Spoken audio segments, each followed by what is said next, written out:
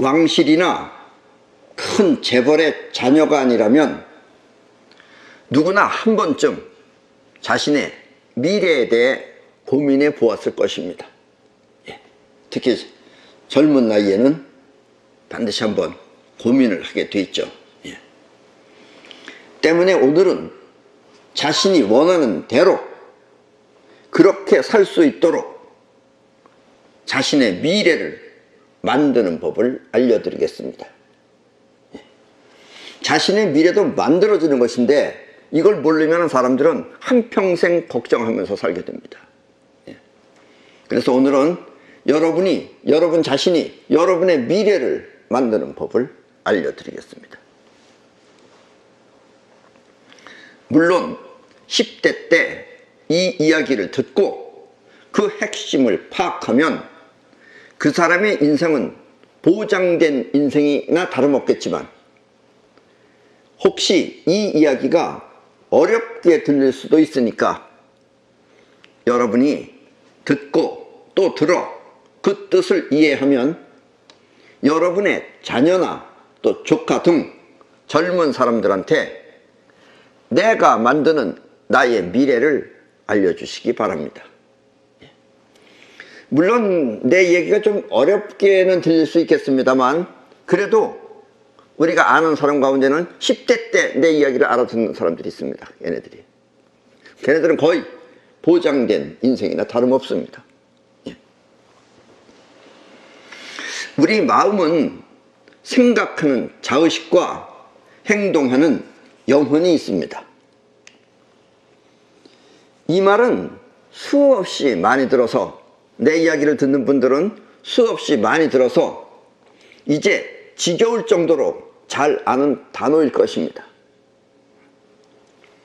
그런데 내가 매번마다 이 말을 하게 되는 이유는 이것이 새로운 용어이기 때문에 처음 보는 분들은 알 수가 없어요.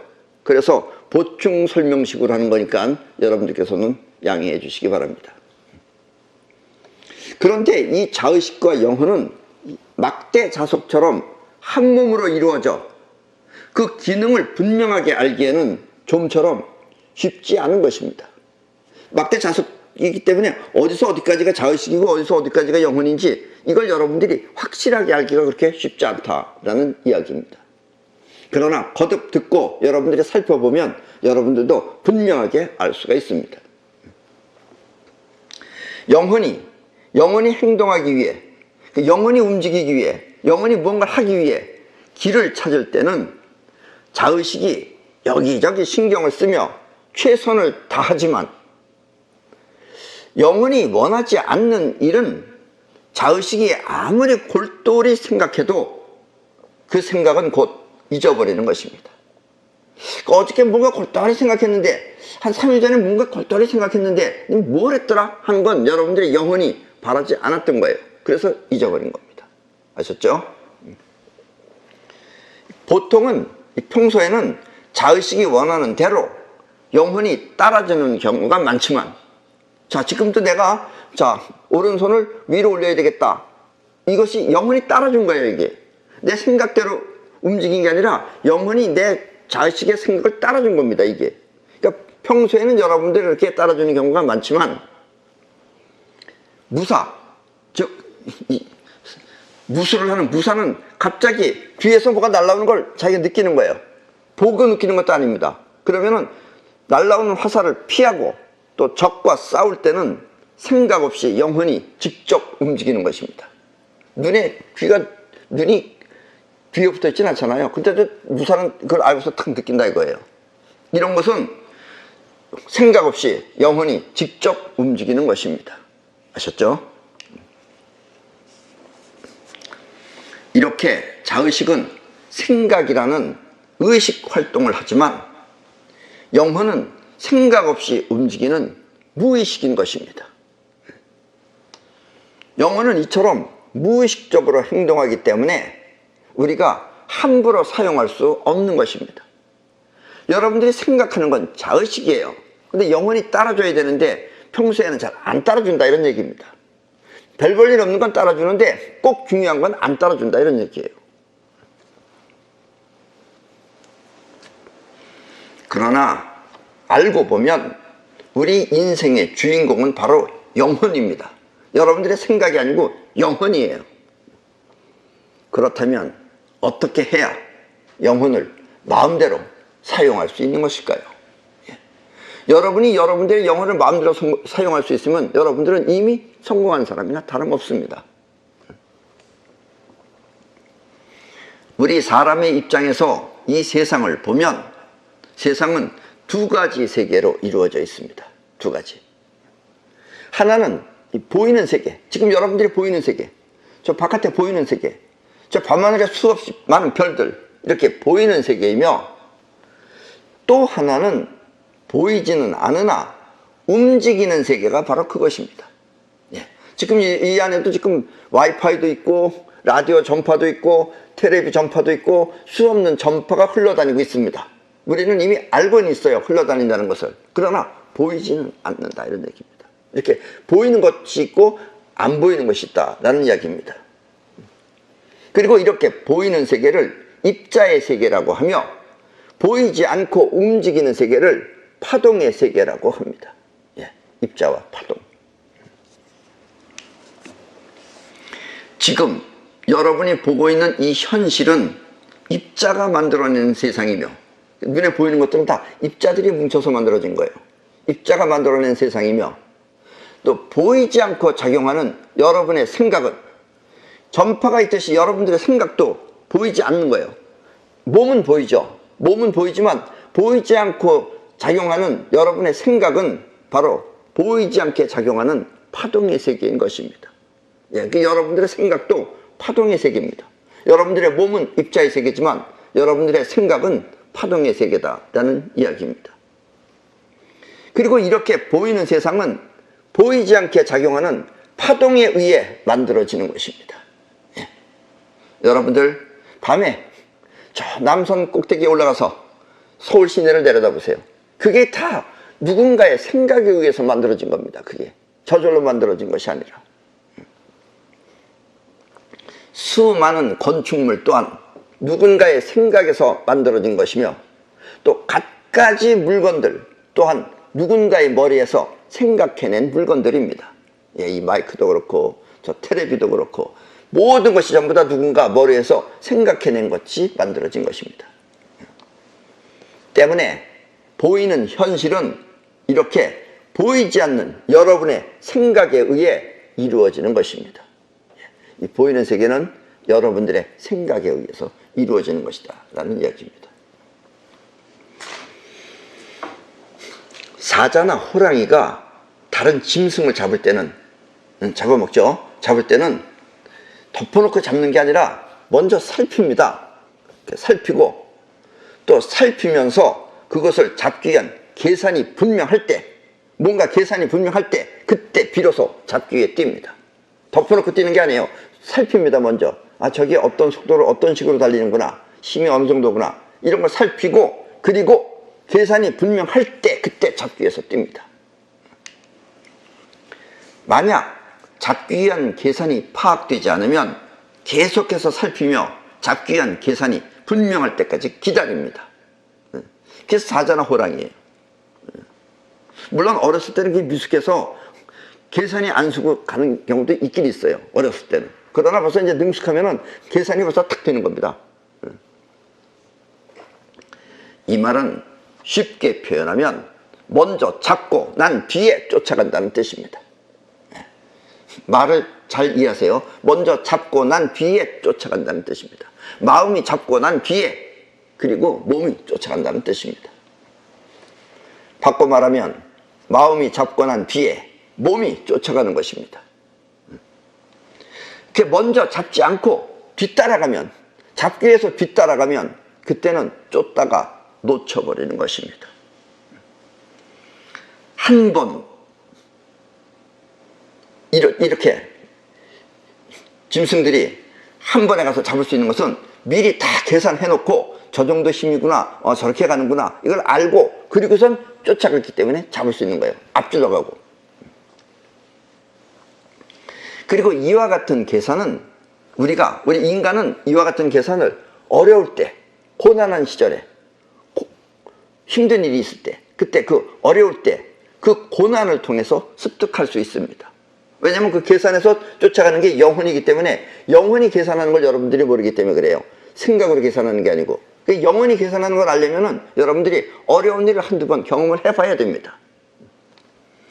한 번 성공해서 고난을 이겨내고 또 두 번 성공해서 고난을 이겨내면 그때 비로소 할 수 있다는 자신감이 생기는 것입니다. 이까짓 것 하고 자신감, 그 이까짓 것이 계산이 끝난 거예요. 그리고 이것이 바로 영혼을 움직이는 습득법입니다. 영혼을 사용하는 습득법이다 하는 이야기예요. 자신감 곧 영혼이 일으키는 것입니다. 영혼이 해낼 수 있다를 자신감이라고 하는 거다라는 이야기입니다. 조금 여러분들이 이해하기 조금 어려운 단어지만은, 왜냐하면 4차원적인 이야기이기 때문에 어렵게 들리겠지만, 우리의 인생 또한 파동이 입자로 변하는 데 걸리는 시간입니다. 인생이라는 것은 여러분들의 생각이 현실로 만들어지는 데 걸리는 시간이 여러분들의 인생이에요. 없으면 없는 대로 인생이고. 아셨어요? 이 말은 계속 들으면 여러분들이 이해하실 겁니다. 여러분의 생각이 현실로 나타나는 데 걸리는 시간을 말하는 것입니다. 그러니까 내가 이번에 사법고시에 패스해야지 하고 공부를 하면은, 그 패스해야지 하고선 공부를 해가지고 결국 사법고시에 합격하면 그 시간이 바로 여러분들의 패스한 것이 여러분들의 인생이다라는 이야기입니다. 그러니까 생각이 현실로 나타나는 데 걸리는 시간이 여러분들의 인생이다라는 이야기입니다. 이해하셨죠? 이렇게 우리의 미래 또한 생각하는 파동에 의해 만들어지는 것입니다. 우리가 생각하는 파동에 의해서 우리의 미래가 만들어지는 것이다 라는 이야기입니다. 그렇다면 생각 없이 사는 사람의 인생은 어떻게 될까요?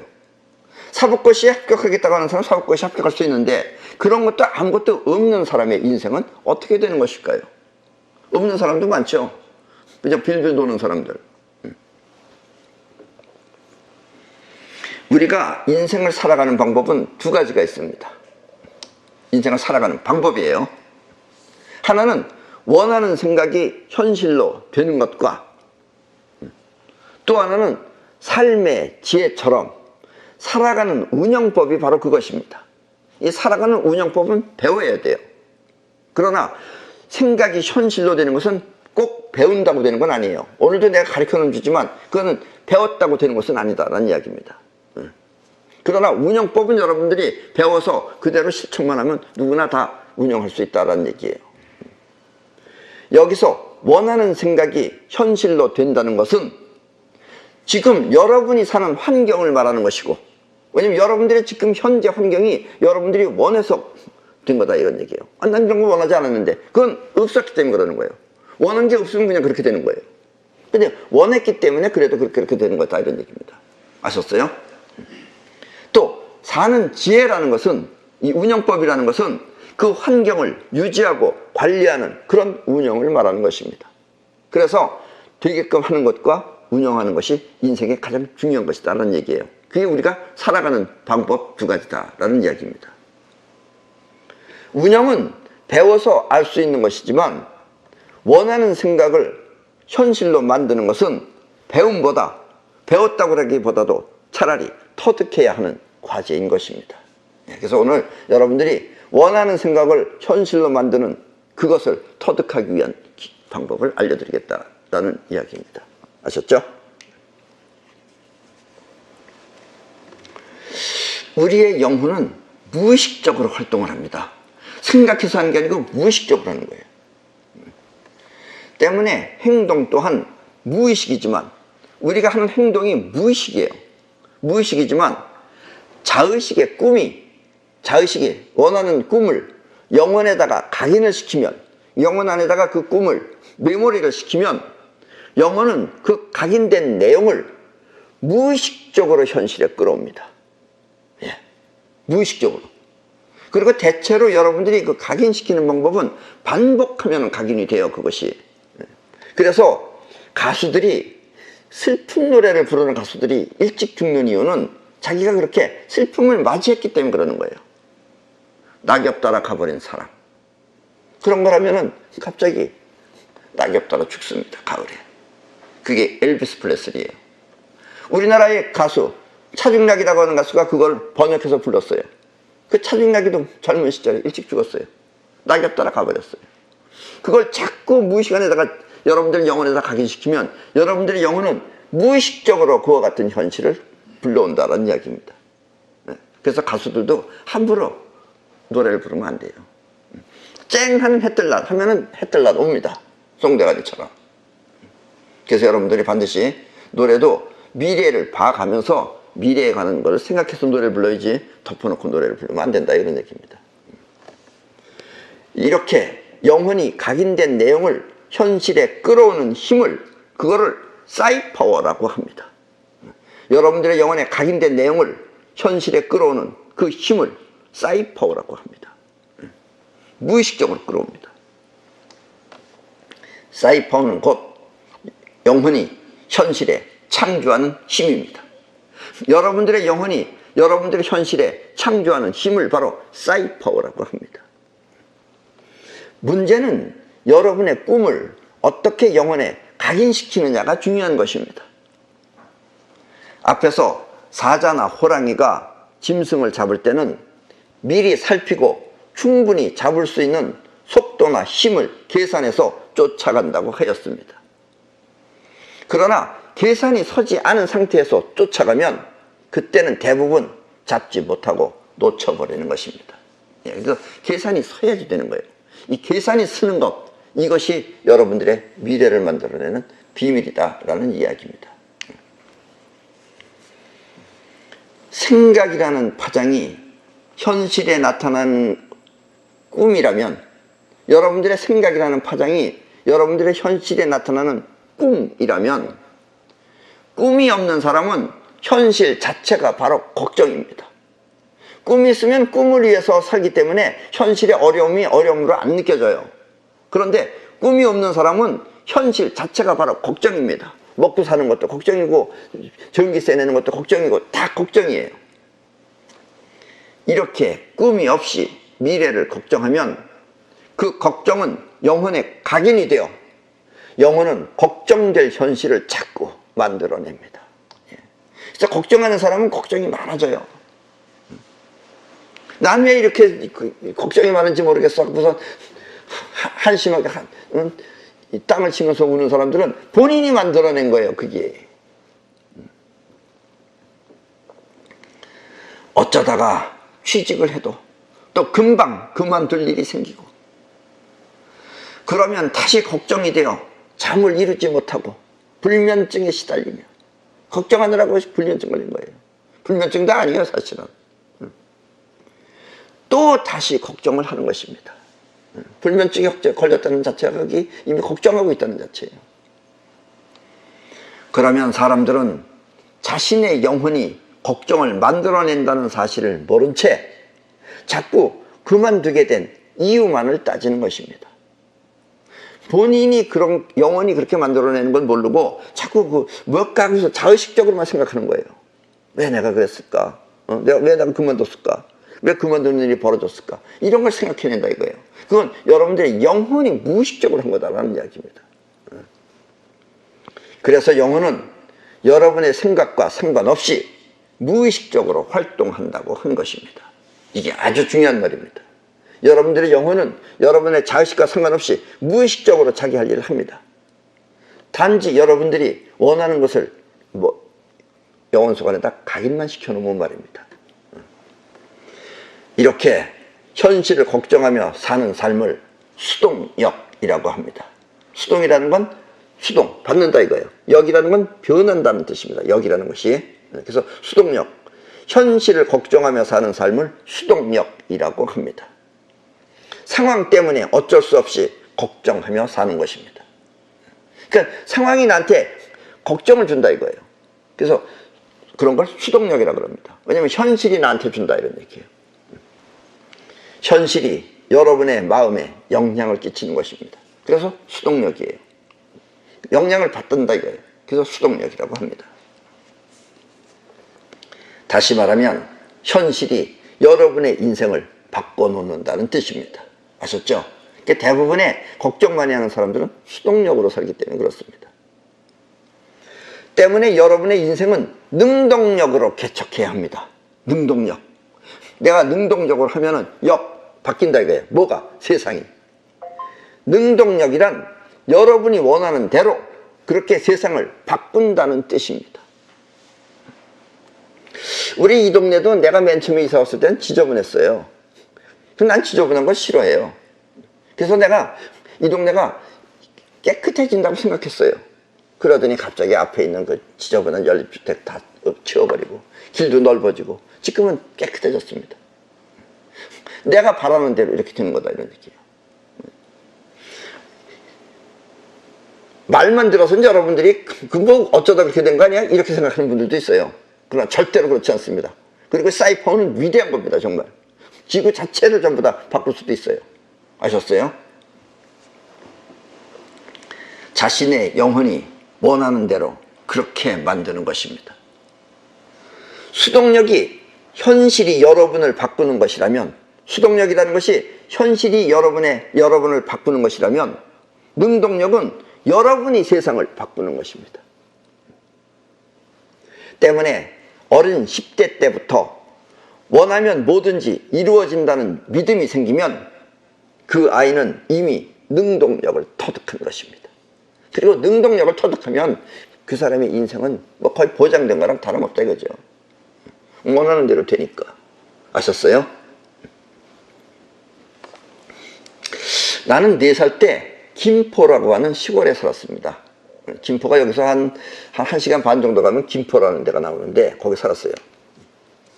그때는 그 대변을 볼 때는, 내가 4살 때 대변을 볼 때는 어린애니까 뭐 화장실에 가지 않고 밭에 나가서 일을 보라 그랬어요.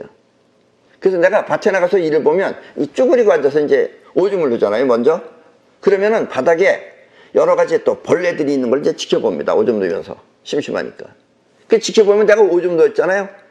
그런데 어떤 커다란 개미 한 마리가 내가 오줌 누는 쪽으로 다가오고 있는 거예요. 어린 내 생각으로는 오줌이 더럽다고 생각이 되어서 개미가 오줌 안으로 오면 안 된다고 난 생각했어요. 그래서 개미가 점점 가까이 오자 나는 바짝 긴장을 하고 있었습니다. 왜냐면 얘가 이렇게 더러운 내 오줌 있는 데로 오면 어떡하나 생각해서. 그리고 강력하게, 아주 강력하게 생각했습니다. 개미야, 오면 안 돼. 거기는 더러워. 하면서 온 힘을 다해 마음속에서 부르짖으니까 개미는 오줌 바로 앞에서 거기서 돌아가는 것이었습니다. 그때 나는 비로소 다행이다 하며 안도의 한숨을 쉬었습니다. 그게 내가 4살 때예요. 그리고 초등학교 1학년 때에는, 초등학교 1학년 때 7살 때에는 하성이라는 곳으로 이사를 갔어요. 가을쯤 이사 갔을 거예요 아마. 집에서 학교에 가려면은, 우리 집에서 학교에 가려면은 뭐 버스도 다녔지만 버스를 타고는 안 다니고 대부분 애들이 다 걸어 다녔어요. 그래서 학교까지 가려면 한 1시간 정도 걸어가야 했습니다. 어린 나이로서는. 그런데 우리 동네 형들이 이 길 위로 걸어가면은 춥다고 하면서, 바람이 부니까 추워요. 춥다고 하면서 길 아래에 있는 골짜기로 가는 것이었습니다. 저 이 사진을 보여드리겠는데 이 사진은 거기는 아닙니다. 네, 여러분들이 참고로 보여드리는 것 뿐인 건데, 예를 들면 저렇게 길이 있고 한쪽은 저렇게 골짜군이었다 이거예요. 저긴 아닙니다. 저기 골짜군이 있다 이거예요. 그런데 그 골짜군으로 가면은, 왜냐면 양쪽이 이렇게 한쪽은 길이고 한쪽은 산이에요. 뭐 조그만 산이에요. 그러니까 바람이 안 부는 거예요. 이쪽으로는 단지 이렇게만 불어도. 그래서 이 동네 형들이 춥다 그래서 이 골짜기로다가 걸어갔어요. 근데 나도 따라가 봤는데 나름대로 좋은 점이 있었습니다. 어떤 점이 좋았느냐? 우리 집에서 학교가 그러니까 북쪽에 있는 거예요. 그러니까 거길 들어가면, 아침에 거기에 들어가면은 이 벽 쪽으로다가 따뜻하게 햇살이 드는 겁니다. 햇빛이 있는 겁니다. 그래서 그 길 있는 쪽에, 벽 쪽에 이렇게 누워 있으면은, 거기에 길에서 누워 있으면 따뜻하고 기분이 좋았어요. 햇빛이 따뜻하게 드니까. 한 번은 거기서 깜빡 잠이 들어가지고선 아이 큰일 났다 그래서 벌떡 일어나서 위로 올라와서 보니까 애들이 오더라고요. 그죠? 오는지 가는지 몰라서 따라와니까 집이 나오더라고요. 그러니까 학교가 벌써 끝난 거예요. 벌써 한 서너 시간 지나가지고. 그때는 오전 수업밖에 안 했기 때문에. 어쨌든 길에 서 있었으면 짜릿하고 좋았습니다. 문제는 그 길 위로 지나가는 달구지나 뭐 이렇게 마차 같은 거나 아니면 또 사람들이 막 지나갈 때 벽 위쪽에서 그때는 아스팔트가 없었기 때문에 벽 위에서 흙이나 또 돌멩이가 이렇게 굴러떨어지는 것이었습니다. 이렇게 또박또박 굴러떨어지는 거예요. 그럼 다른 애들은 그게 목이나 이런 데로다가 흙가루 같은 게 들어오니까 이렇게 누워있다가 피하는 거예요. 근데 나는 안 피했어요. 따뜻하니까. 나는 안 피하고 돌멩이가 굴러떨어지는 소리가 들리면 마음속으로 다른 곳으로 굴러가라, 다른 곳으로 굴러가라 하면서 버텼어요. 나는 끝까지 안 비켰어요. 그러면 돌이 퉁퉁퉁퉁 튀어다 딴 데로 튕겨가는 거예요. 그때 내 생각에는 이 신기하게 이 흙가루나 돌멩이가 나를 피해서 다른 곳으로 굴러떨어지는 것입니다. 그래서 나는 어렸을 때 개미나 돌멩이도 내 마음처럼 내가 원하는 대로 들어주는구나 하고 생각했습니다. 돌멩이도 내가 원하면 저렇게 지가 피해가는구나. 그리고 개미나 이런 것들도 내가 오지 마 그러면 지가 가는구나. 이렇게 난 생각했어요. 다른 애들은 모르는데 나는 그렇게 생각했어요. 초등학교 2학년 때에는 우리 아버지 회사가 발칵 뒤집힐 정도로 큰 일이 벌어졌습니다. 그때 우리 집은, 그러니까 아까 그 김포라는 곳에서 화성이라는 곳으로 이사를 갔는데 그 우리 집은 일반적인 개인 집이 아니라 사실 수리조합 사무실이었습니다. 그래서 우리 집은 마당도 넓었지만 지금 가보면 그렇게 넓은 거 아닌데 그 당시엔 상당히 넓었어요. 어렸을 때는. 그 우리 집은 들어가면 거기가 사무실이고 그 뒤쪽으로 가면은 우물하고 우리 집이 나오는 거예요. 그러니까 우리 집이 사무실 수리조합 사택인 거예요. 우리 아버지가 그거 수리조합 소장이었기 때문에 우리 집은 같은 건물에 붙어있는 사택이었습니다. 나는 어렸을 때부터 그래서 사무실에서 아저씨들이 펜으로 글씨 쓰는 것을 보았습니다. 그래서 다 펜 가지고 썼어요. 그때 아저씨들은 펜을 어디엔가 자꾸 쿡쿡 찍어서 글을 쓰는 것이었습니다. 그리고 그 쿡쿡 찍어 쓰는 물이 다 떨어지면 또 병에서 그 물을 따라 붓는 것이었습니다. 그래서 내가 아저씨들한테 뭐라 그랬느냐, 그게 무슨 물이냐고 물어봤어요. 그랬더니 아저씨들이 그것을 잉크라고 하였습니다. 그리고 잉크는 파란색 물이었습니다. 그걸 쿡쿡 찍어서 쓰는 거예요. 아셨죠? 이 펜으로 쓰는 거. 여름에 사무실 직원이 모두 인천에 있는 어느 바닷가에 놀러 갔습니다. 우리 아버지랑 어머니랑 그리고 또 사무실 직원이랑 전부 놀러 갔어요. 거기서 나는 깜짝 놀랐습니다. 왜냐하면 바다 한복판에 잉크처럼 파란 물이 가득 있었기 때문입니다. 요즘은 바다가 어떤지 모르겠지만 그때는 아주 파랬어요. 우리 어렸을 때는. 그때 나는 잉크라는 것은 바다에서 퍼오는 것이구나 하고 생각했어요.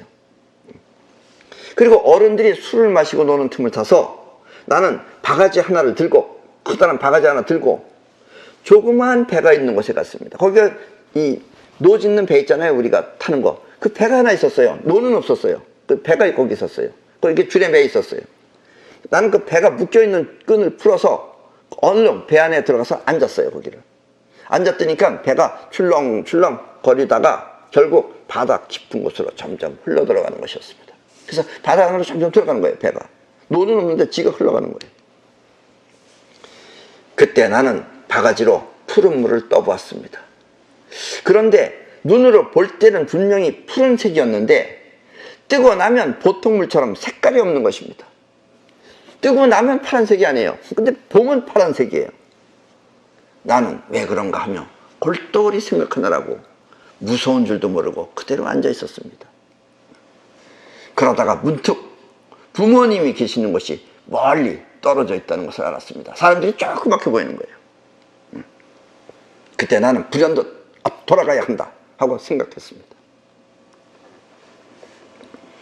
그리고 태연히 앉아서 누군가가 나를 구하러 오겠지 하며 앉아 있었습니다. 누가 나를 구할 것이다 하고 앉아 있었어요. 아니나 다를까 한 10분이고 15분 후고 있는데 어디서 저기서 조그만 통통배가 하나 통통통통통통 오고 왔어요. 내가 탄 보트보다는 커다랗지만 그건 이렇게 안에 집이 있었어요. 그러니까 통통배가 하나 나타났습니다. 그리고 그 배를 운전하는 아저씨가 나를 보았습니다. 그래서 나는 아저씨 구해주세요 하며 그 아저씨한테 손을 흔들었습니다.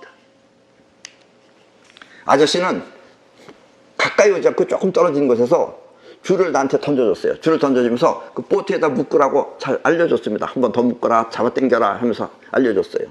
그리고 어디로 가냐 그래서 절로 간다 그러니까 아저씨가 우리 사무실 직원들이 있는 곳으로 나를 데려다 주었습니다. 그곳에는 내가 없어진 것을 알고 우리 어머니랑 아버지는 내가 없어진 것을 알고 내가 대충 한 1년에 한 번씩 그렇게 깜짝 놀랄 일을 저질러요. 아저씨 2명만 남겨놓은 채 모두 나를 찾으러 떠났습니다. 얘가 어딜 갔나고 나 찾으러 떠난 거예요. 중요한 것은 그 당시에 나는 바다 위에서 아무도 없다고 해서 두려워하지 않고 누군가가 나를 반드시 구해준다고 믿었던 것입니다. 그때 내 나이는 8살이었습니다. 이렇게 원하는 것을 영원히 믿으면 그 믿음은 현실에 나타나는 것입니다. 그래서 옛날에 예수도 네 믿음이 너를 구했느니라 이런 얘기들을 하는 거예요. 성경책에. 어렸을 때는 이렇게 일반적인 상식과 상관없이 자신이 원하면 원하는 대로 그렇게 이루어지는 것입니다. 내 이야기를 알아듣는 초등학교 다니는 애가 있어요. 걔가 이제 중학교 들어갔어요. 걔는 내가 나처럼 자기가 원하는 대로 다 돼요.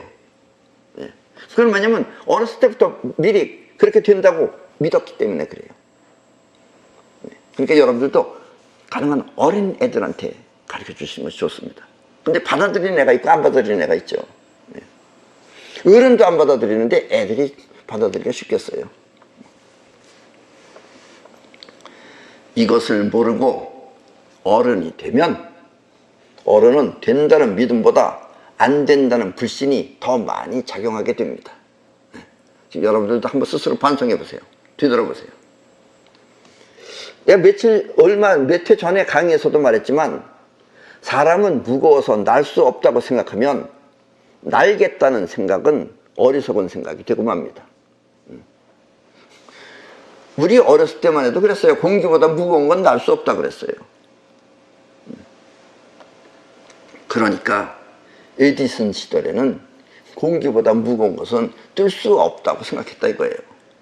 그런 생각을 하면은 영혼은 뜰 생각을 못한다 이런 얘기입니다.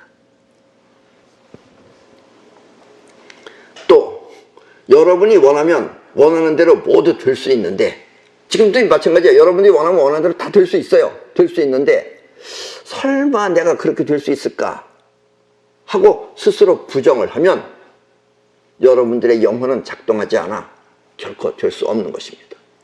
되고 안 되는 건 영혼이 하는 거예요. 근데 여러분들이 내가 되겠냐? 이러면 안 된다 이런 얘기예요. 아셨어요? 때문에 여러분의 미래는 이렇게 미리 생각한 대로 현실이 되는 것입니다. 그러니까 마음을 항상 현실에 두고 현실에 필요한 것을 꿈꾸도록 하십시오. 그래서 이렇게 현실에 두고 현실에 필요한 것을 꿈꾸도록 하는 것을 가리키는 것이 기도입니다. 기도. 그런데 기도를 심정적으로 해요. 그러니까 기도가 안 이루어지는 것이다 라는 이야기예요. 지금 내가 말하는 사이파워라는 것이 기도의 정석이에요. 사실은. 근데 일반인들은 그걸 옛날에 기도라고 했어요. 근데 기도가 심정적으로 원하는 거예요. 나를 여기서 구해주십시오. 이렇게 기도를 해요. 물론 나를 구해주십시오 한다는 얘기는 아까 나처럼 배 안에서 나를 누가 구해주러 오겠지. 나는 구해주러 오겠지가 생각하는 거예요. 구해주러 오는 장면이 있는 거예요. 근데 여러분들은 그렇게 안 하고 누가 나를 부자를 만들어 주겠지. 날 도와주세요. 이러면 안 도와줘요. 그러면. 그것이 어떤 현실적으로 형상화를 시킬 수가 있어야 된다라는 이야기입니다. 아셨어요? 앞에서도 말했지만 사자나 호랑이는 미리 살펴서 잡을 수 있다는 자신감이 생겼을 때 쫓아갑니다. 자신감이 없이 따라가면은 따라가다가 놓친다 이런 얘기예요. 이 말은 먼저 잡고 그리고 잡기 위해 쫓아간다는 뜻입니다. 때문에 여러분이 원하는 것은 그것이 현실에 있든 없든 상관없이, 지금 현재 현실에는 있든 없든 상관없이 원하는 대로 그렇게 마음껏 상상하도록 하십시오. 원하는 걸 그대로 상상하세요. 그러면 우주가 다 만들어줘요. 우주가 만들어준다는 말이 조금 이상한 말이지만 어쨌든 알게 돼요, 여러분들은.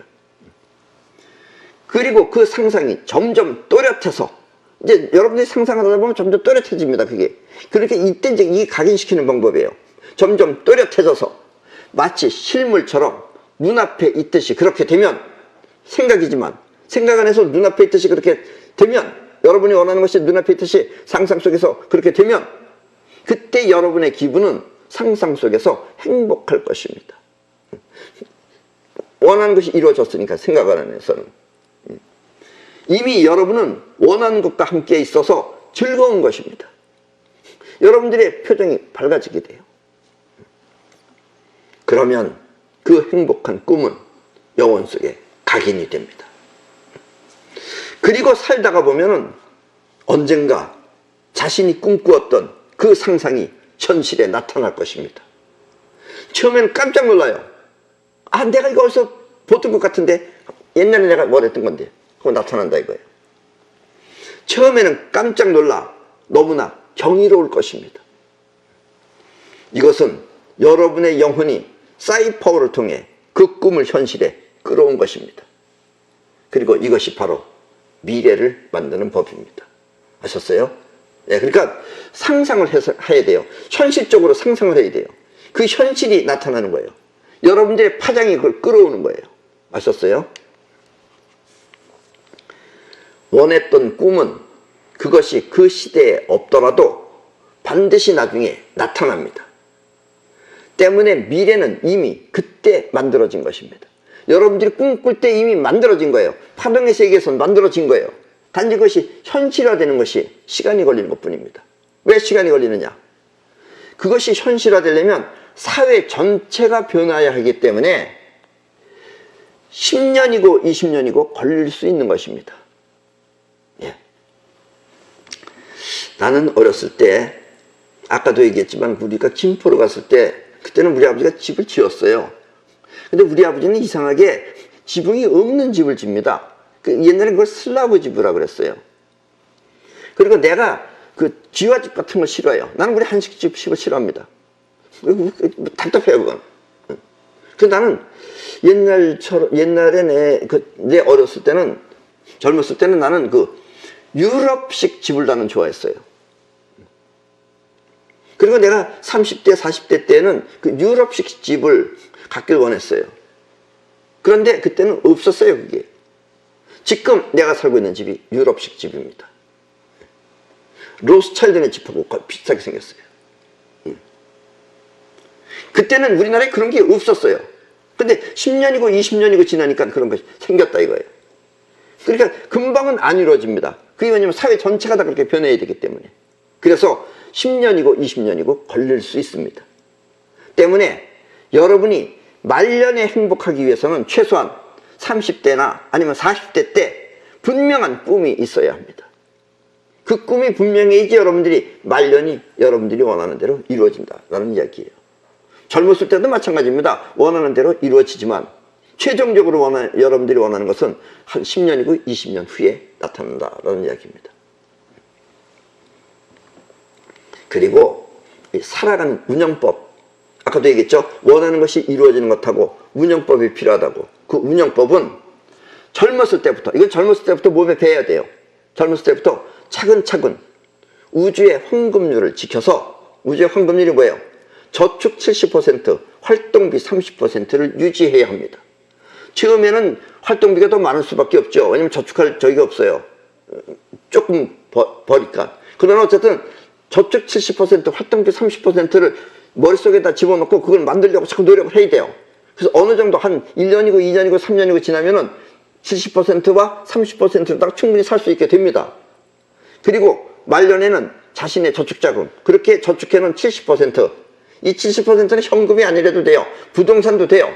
부동산에 또 사놔야죠. 그것도 돈이니까. 그래서 부동산을 포함해서 스스로 돈을 벌 수 있게 해야 됩니다. 여러분들이 저축한 돈이 돈이 돈을 벌게 해야 된다는 얘기예요. 그래야지 여러분들이 편안하게 살 수 있어요. 이른바 돈이 돈을 벌어주는 것입니다. 아셨죠? 그러니까 황금줄을 지켜서 70대 30을 꼭 지키려고만 하면은 여러분들의 미래는 보장된다는 이야기입니다. 왜냐하면 돈이 돈을 벌어주기 때문에. 또 여러분들이 젊었을 때 걱정하는 것이 나는 무슨 일을 할까입니다. 진로. 진로는 다른 거 생각하지 마세요. 눈치 보지 마세요. 다음에 뭐 할까 이런 거 생각하지 마세요. 앞으로 농업이 잘 된다. 지금 현재 농업이 잘 된다. 그래서 농업 시작하면 그때는 농업 안 돼요. 그런 걸 보고 하지 마시고 자기가 좋아하는 일을 택해서 하십시오. 내가 좋아하는 일을 택해서 하세요. 뭐가 됐든지 상관없어요. 좋은 일을 택해서 하는데 그 일이 사람들한테 여러분들이 하는 일이 나만 좋아하는 게 아니고 내가 좋아하는 내 일이 다른 사람들한테 어떤 득을 줄 것인지 그것이 확실해야 보람이 있을 것입니다. 여러분들이 그 일로 통해서 누구한테 득을 주게 되면은 왜냐면 여러분들이 돈을 벌 수 있는 방법은 돈은 사람만 가지고 있어요. 개가 좋아하는 거 만든다 그래서 여러분들이 되는 거 아닙니다. 개한테 사주는 것도 사람이죠, 사실은. 그러니까 여러분들이 뭔가 사람들한테 득을 줄 수 있는 것을 여러분들이 개발을 하면은 그것이 여러분들이 돈을 버는 길입니다. 음악이 돼도 됐고 물건이 돼도 됐고 상관없어요. 여러분들이 만들어내는 것은 전부 다 하는 일도 사람들한테 득을 줄 수 있으면 그러면 여러분들은 확실한 보람을 얻을 수 있다는 얘기입니다. 이게 운영법이에요. 운영법은 일단 두 가지만 여러분들이 잘 지키시면 됩니다. 그리고는 원하는 대로 이루어내면 된다라는 이야기입니다. 앞에서도 말했지만 나는 어렸을 때 잉크를 푸기 위해 바다로 갔을 때 부모님과 멀어진 사실을 걱정하지 않았습니다. 거기서 아이고 큰일 났네. 그래서 안절부절 못하고 걱정을 하면은 수동력으로 사는 사람은 그와 같은 상황이 되면은 나 같은 상황이 되면 겁을 먹고 걱정을 할 것입니다. 거기 앉아서 부들부들 떨면서. 그러면 걱정은 또 다른 걱정을 불러와 다른 사고를 일으키게 됩니다. 그럼 갑자기 바람이 분다든가 천둥 번개가 쳐가지고 배가 뒤집힌다든가 하는 일이 벌어진다 이거예요. 그런데 나는 태연하게 앉아 있었어요. 이렇게 태연한 마음으로 누군가 구하러 올 것이라고 믿고 기다리면 정말 구해줄 사람이 나타나는 것입니다. 이렇게 우리 인생은 세상과의 싸움이 아니라 자신과의 싸움인 것입니다. 자기 자신과의 싸움이다 라는 이야기입니다.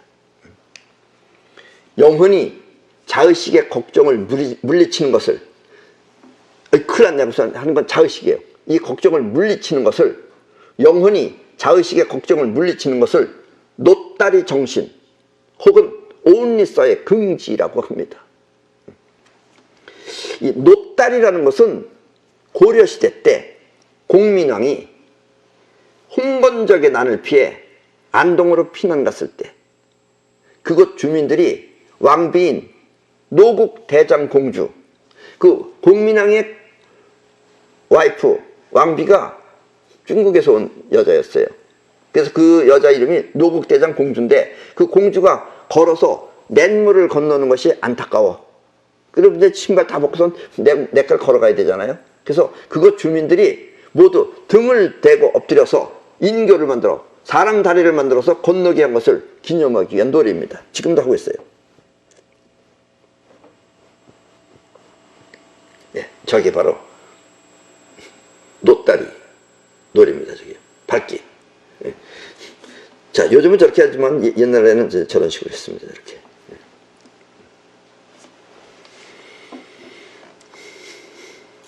노따리 정신은 결국 사람 위에 사람이라는 뜻으로 세상 현실로부터 영향을 받고 사는 사람들 위에 있는 영혼이라는 뜻입니다. 일반인, 수동력으로 사는 사람들의 그런 사람들 위에 영혼이라는 뜻이다라는 얘기예요. 그게 노따리 정신입니다. 아셨어요? 성경은 이와 같은 사람을 이긴 자라고 하며 이렇게 스스로 자신을 이긴 사람을 only saw라고 합니다. only saw를 우리는 이렇게 표시를 합니다. 이렇게.